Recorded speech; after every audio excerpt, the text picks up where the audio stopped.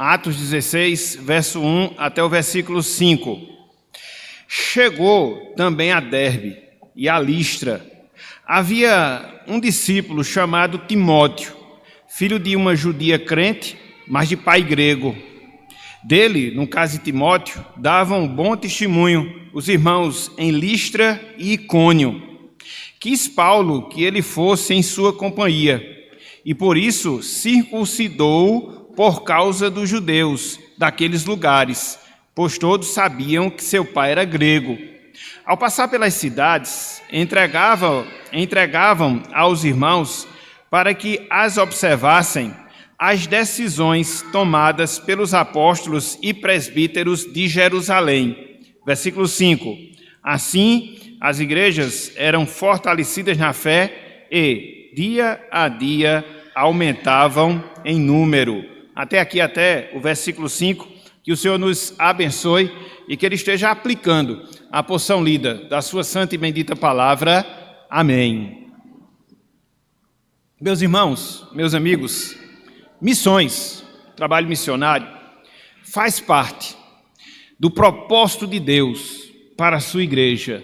Missões faz parte do propósito de Deus para a sua igreja.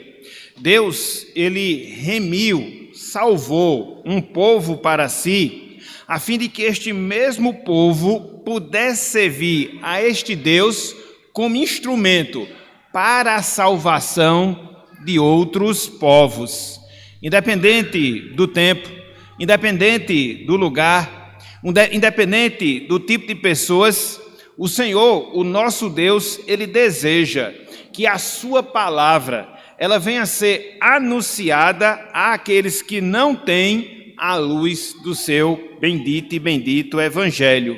É nesse contexto em que Deus ele quer propagar a todas as nações o seu bendito Evangelho, que se cumpre as palavras que o próprio Deus proferiu a Abraão, o nosso patriarca na fé, quando disse: em ti, ou seja, na semente de Abraão, seriam benditas todas as famílias da terra. Está lá em Gênesis, capítulo 2, versículo 3, a parte B. Como nação, eu falo como nação brasileira, nós, meus irmãos, nós, minhas irmãs, estamos incluídos nesse plano de Deus, de fazer de missões o propósito para a sua igreja.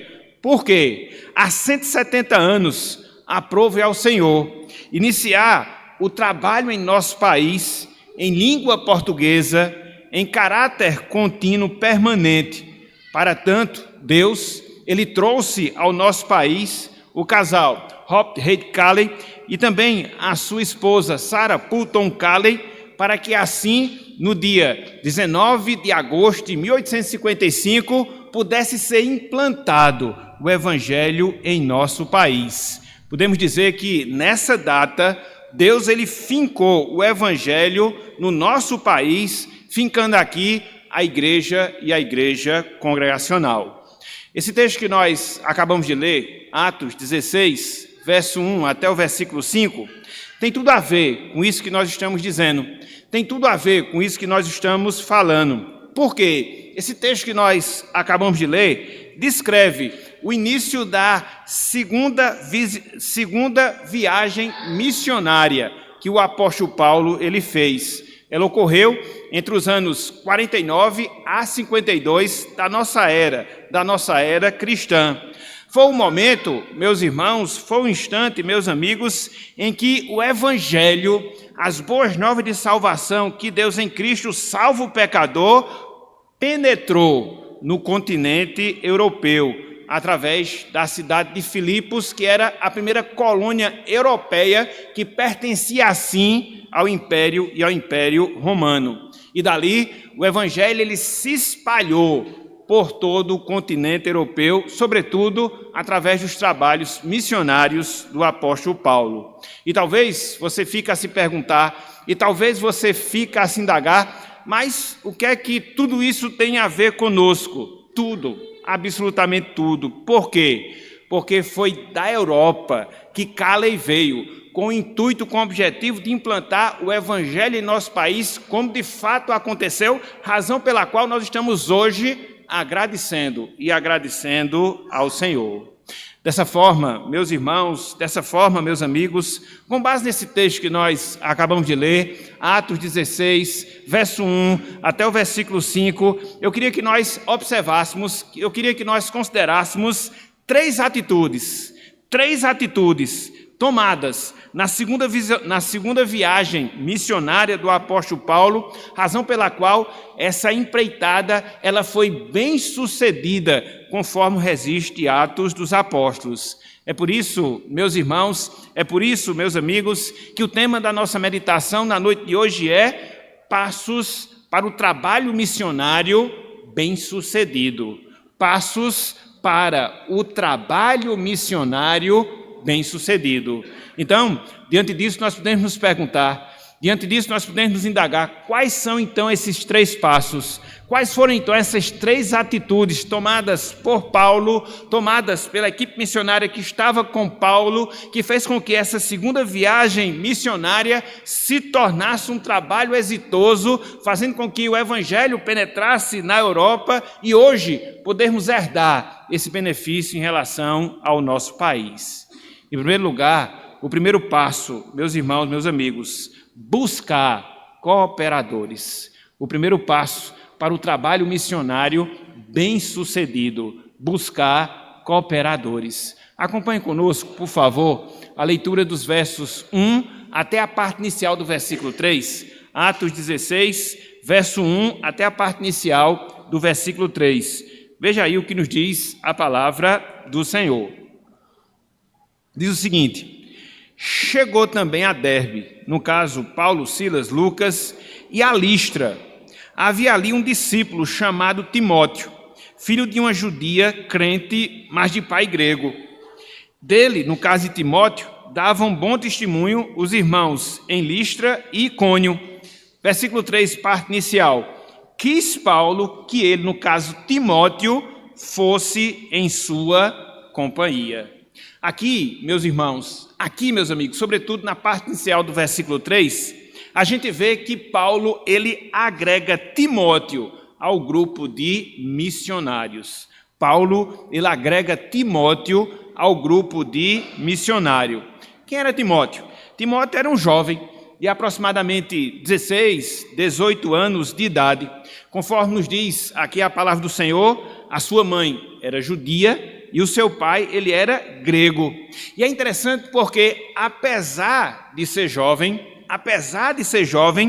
Timóteo, ele já contava com um bom testemunho. Não só na sua cidade em si, mas também nas cidades circunvizinhas. É isso que o texto aqui nos relata. Muito provavelmente, meus irmãos, muito provavelmente, meus amigos, Timóteo, ele fora convertido através do trabalho do apóstolo Paulo, quando passou pela cidade de Listra, lá na primeira viagem missionária que Paulo ele empreende. Você vai encontrar isso lá em Atos capítulo 14, sobretudo no versículo 19, quando Paulo, por causa da perseguição naquela cidade, ele foi espancado. E mais adiante, lá em 2 Timóteo capítulo 3, versículos 10, 11, quando Paulo está escrevendo a Timóteo, ele faz menção a esse fato. Então, isso nos leva a entender, isso nos leva a compreender que Timóteo, ele foi fruto do trabalho missionário de Paulo em sua primeira viagem. Posteriormente, conforme o texto aqui nos ensina, Paulo passa por lá e faz com que Timóteo, ele seja reunido ao grupo de missionários que estavam trabalhando nessa segunda etapa missionária do ministério do apóstolo Paulo. É interessante, meus irmãos, é interessante, meus amigos, que com Timóteo, Paulo, ele fortaleceu ainda mais o grupo de auxiliadores, o grupo de colaboradores que Paulo tinha nessa empreitada missionária. Por quê? Ele já contava com Silas, o seu companheiro de viagem missionária.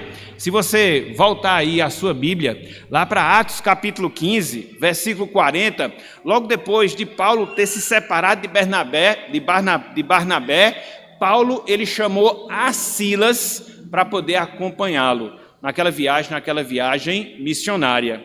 Um pouco mais adiante, lá em Atos capítulo 16, versículos 11 e 12, Lucas, ao narrar essa viagem que Paulo aqui faz, ele se coloca como um daqueles que também estavam participando desse processo. Então veja, Lucas, ele participava do ministério de Paulo, missionário. Silas também participava, e além deles dois, Timóteo, ele é incluído. E quando você analisa tudo isso, quando você considera essas coisas, você aprende aqui, meus irmãos, você aprende aqui, meus amigos, uma verdade que jamais nós devemos desconsiderar. E que verdade é? Irmãos, amigos, o trabalho missionário é uma tarefa feita através de muitas mãos. O trabalho missionário é uma tarefa feita através de muitas mãos. Veja, apesar de possuir uma capacidade ímpar, Paulo, ele não cumpriu com o chamado de Deus sozinho, não, muito pelo contrário. Conforme nós estamos aqui a destacar, ele precisou de colaboradores, de auxiliares. Paulo precisou de pessoas que já estavam na mesma caminhada cristã. O caso de Silas, o caso de Lucas. Paulo também precisou daqueles que estavam amadurecendo na vida cristã, que era o caso de Timóteo. Então, ele precisou de todas essas pessoas para quê? Para poder cumprir com o chamado de Deus. Diante disso, meu irmão, diante disso, minha irmã, fica um desafio para cada um de nós que somos crentes, um desafio para cada um de nós que somos salvos em Cristo Jesus. E que desafio é? O desafio, irmãos e irmãs, de nós sermos colaboradores no reino de Deus. O desafio de nós sermos colaboradores no reino de Deus. Há diversas formas, irmãos e irmãs, de nós trabalharmos para Deus, trabalharmos para o Senhor. Talvez não seja o caso de uma missão internacional, como era o caso de Paulo, como era o caso de Silas, de Lucas e Timóteo, a equipe missionária que nós estamos aqui a considerar. Mas Deus pode e nos chama para podermos trabalhar no evangelismo pessoal, em um discipulado, ou em qualquer outra tarefa que envolva a proclamação da palavra de Deus, a proclamação do Evangelho. Talvez Ele nos chame, não para a pregação em si, mas para nós podermos dar apoio àqueles que estão anunciando a sua palavra. Então, meus irmãos, minhas irmãs, que nós atentemos para o chamado que Deus nos faz, através desses exemplos que nós estamos a considerar, de quê? De pessoas que se envolvem, de quê? De pessoas que auxiliam, de quê? De pessoas que colaboram na propagação, no crescimento, no reino de Deus aqui neste mundo. Então, qual é o primeiro passo para nós realizarmos um trabalho missionário bem-sucedido? Nós precisamos contar com a ajuda de colaboradores. Contudo, conforme nós temos aqui nesse texto, conforme nós temos aqui nessa passagem, há um segundo passo, que eu, que você, que todos nós devemos dar, para que assim o nosso trabalho missionário, o nosso trabalho evangelístico, ele venha a ser bem-sucedido. E que passo é? Nós devemos, meus irmãos, meus amigos, usar uma estratégia sábia. Nós devemos usar uma estratégia sábia. Eu queria que nós relêssemos a parte inicial do versículo 3 e todo o versículo 3, a congregação nos acompanhará para a gente poder aqui destacar esse ponto, esse segundo passo, usar uma estratégia sábia. Verso 3, apenas o verso 3. Diz o seguinte: quis Paulo que ele fosse, no caso de Timóteo, em sua companhia, e por isso circuncidou-o por causa dos judeus daqueles lugares, pois todos sabiam que seu pai era grego. Aqui, no versículo 3, Paulo ele toma um cuidado. Na verdade, um importantíssimo cuidado para que a pregação do evangelho que Paulo estava a fazer não fosse afetada. não fosse prejudicada. Conforme nós dissemos agora há pouco, Timóteo ele era, entre aspas, um meio judeu. Por quê? A sua mãe era judia, mas seu pai ele era grego. Então, podemos dizer que ele era um meio judeu.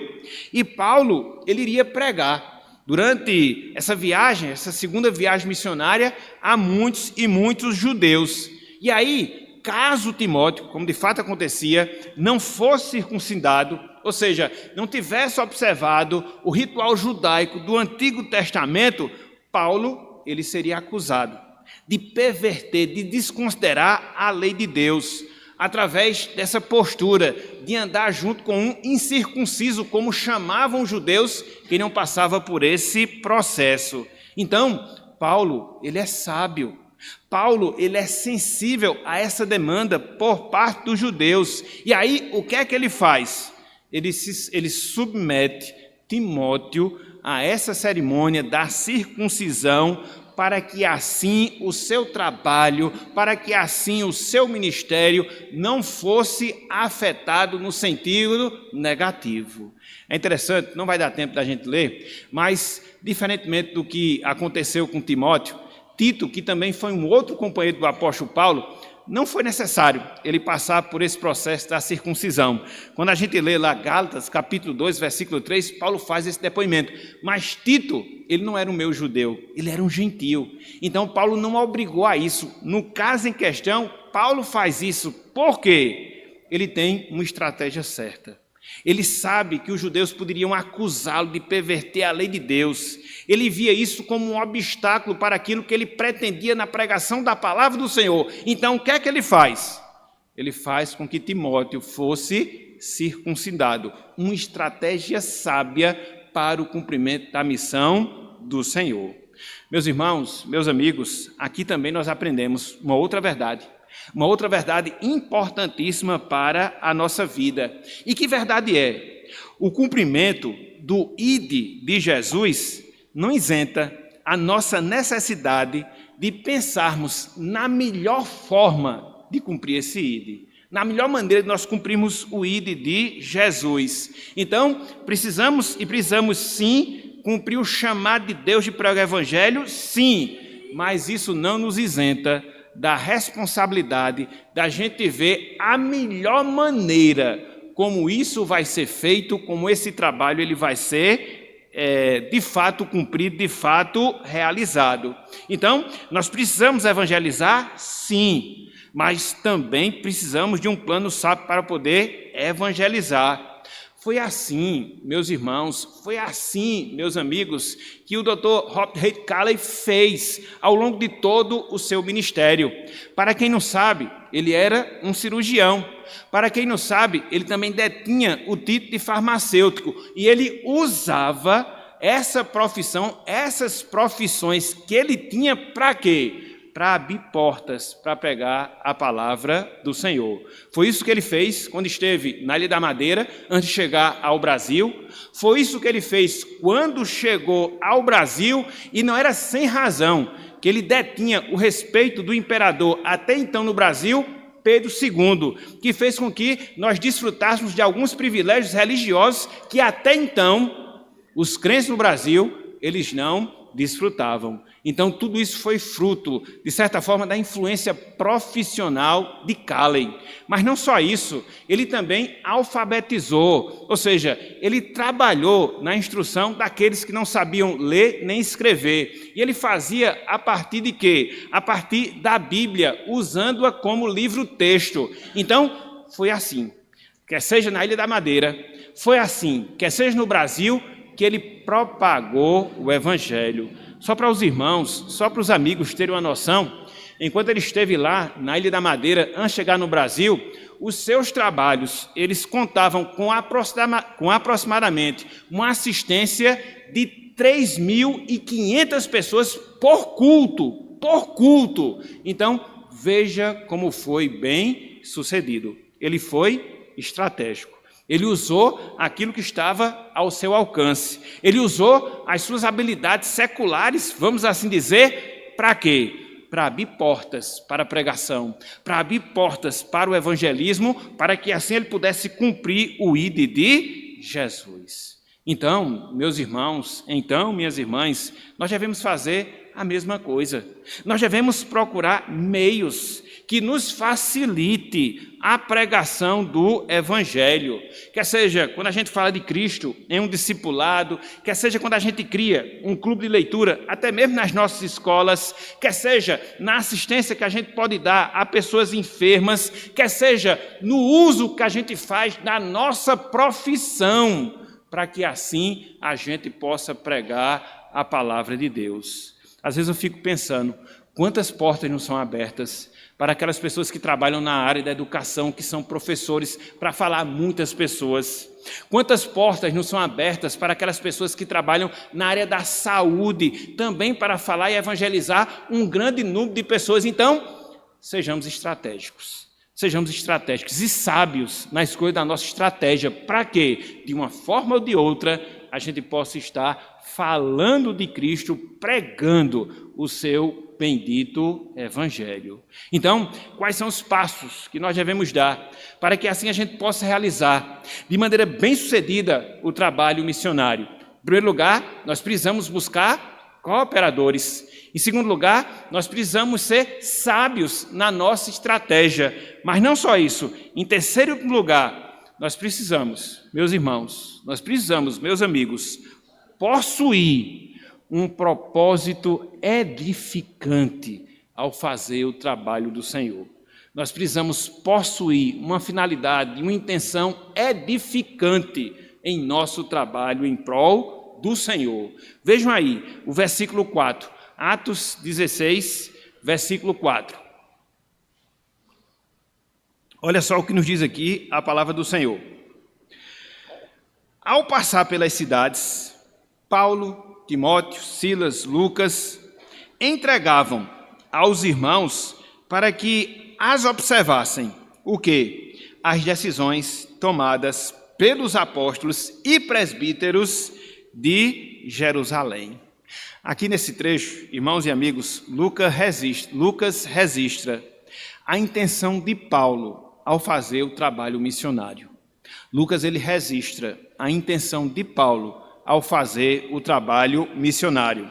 Na verdade, a segunda viagem missionária que o apóstolo Paulo empreendeu, ela foi idealizada com o propósito de visitar, com o propósito de verificar as situações das igrejas que haviam sido fundadas na primeira viagem missionária de Paulo. Isso aqui é um destaque interessante.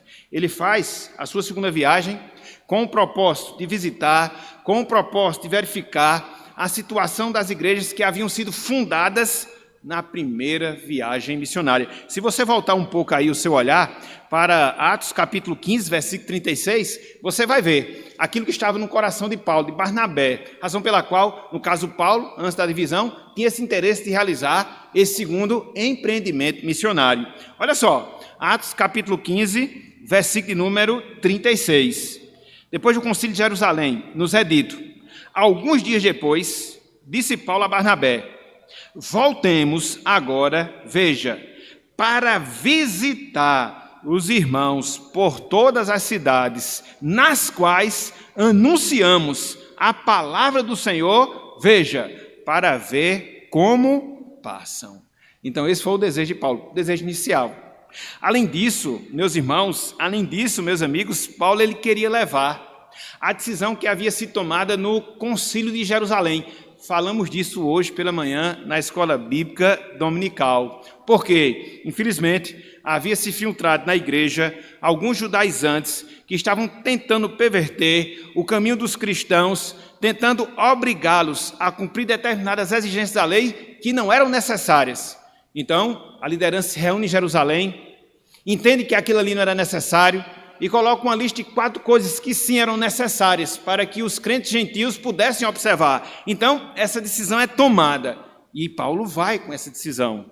Ele vai percorrer aquelas igrejas para poder alertar os irmãos e mostrar essa necessidade dessa decisão em si. Então, tudo isso nos mostra que o objetivo de Paulo em fazer a segunda empreitada evangélica missionária era edificar, meus irmãos. Era edificar, meus amigos, os irmãos na fé, para que eles pudessem confiar tão somente na graça de Deus, tão somente na graça de Jesus Cristo, e não depender da lei de Moisés, para que assim pudessem garantir a salvação. Esse foi o desejo de Paulo, edificar os irmãos, vê-los crescer, não subjugá-los a exigências humanas, mas que eles confiassem única e exclusivamente na graça de Jesus Cristo.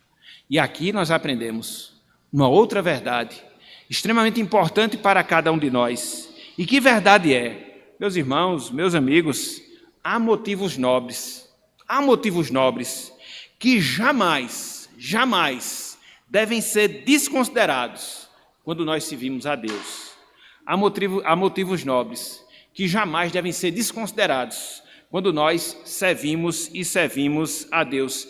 E que objetivos são esses? A glória do nosso Deus, através da edificação do seu povo, a glória do nosso Deus, através da pregação aos perdidos. É com esse objetivo, é com essa motivação que Deus quer que nós participemos da sua obra. Nós devemos nos esforçar, nós devemos lutar para que isso possa de fato acontecer. Ou seja, as pessoas entenderem que a parte da graça de Jesus Cristo não há salvação para elas. As pessoas entenderem que elas só dependem da graça de Jesus Cristo para viverem para Deus. E é isso que deve estar por trás das nossas intenções, das nossas motivações, quando a gente faz, quando a gente realiza a obra do Senhor, quando a gente anuncia, quando a gente prega o seu bendito Evangelho. Foi essa motivação, meus irmãos, foi essa motivação, meus amigos, que esteve por trás do coração de Calley ao vir para o Brasil. Ou seja, deixar as comodidades da Europa, vir para até então uma colônia, para que aqui ele pudesse difundir a luz do Evangelho, fazendo com que as pessoas saíssem da falsa religião, fazendo com que as pessoas entendessem a palavra de Deus e assim se relacionassem verdadeiramente com esse Senhor. Então, são motivos nobres que devem estar por trás da nossa motivação em trabalharmos para Deus, em trabalharmos para o Senhor. E nós devemos, meus irmãos, minhas irmãs, considerarmos esses motivos em relação às nossas vidas. Porque nós vivemos para a glória do Senhor. E nós glorificamos a Deus quando nós mostramos às pessoas que elas não precisam mais de nada além da graça de Deus. E por isso, eu, você, todos nós, devemos ser propagadores dessa graça, porque em fazendo isso, Deus ele vai ser glorificado. Mostrar às pessoas que não devem confiar em si mesmas, mostrar às pessoas os erros das crendices, mostrar às pessoas a falha do materialismo, do paganismo, do mundanismo e mostrar Cristo para elas. Na medida em que nós temos essa noção, meus irmãos, na medida em que nós temos essa noção, minhas irmãs, a gente não vai ter entrave para servir a Deus. A gente vai esquecer da nossa ocupação, a gente vai esquecer da nossa inadequação, a gente vai esquecer de frustrações que porventura nós tivemos ao longo da vida cristã e vamos servir a Deus. Por quê? Pelo desejo de Deus ser glorificado através da nossa vida. Pelo desejo de Deus ser glorificado através da sua verdade, verdade que edifica, verdade que salva, verdade que faz com que Deus ele venha a ser glorificado no meio das pessoas. Considere isso, meu irmão, considere isso, minha irmã, e se envolva na obra do Senhor, se envolva no trabalho de Deus, faça algo para que através deste algo, Deus ele venha a ser glorificado através da sua vida e através do seu serviço a Deus. Então, hoje, o que foi que nós vimos? Hoje, o que foi que nós aprendemos? Algumas ações, algumas atitudes de ordem prática que nós devemos tomar para que assim a gente possa desenvolver o trabalho do Senhor. não desenvolver o trabalho do Senhor de qualquer forma, não desenvolver o trabalho do Senhor de qualquer maneira, mas de maneira eficiente, para que através disso Deus ele venha a ser glorificado. E o que é que nós devemos fazer então? Devemos buscar cooperadores. O que é que nós devemos fazer então? Usar estratégias sábias. O que é que nós devemos fazer então? Possuir propósitos edificantes para esse trabalho. Na medida em que isso acontece, na medida em que a gente atenta para essas coisas, o resultado ele vai ser benéfico.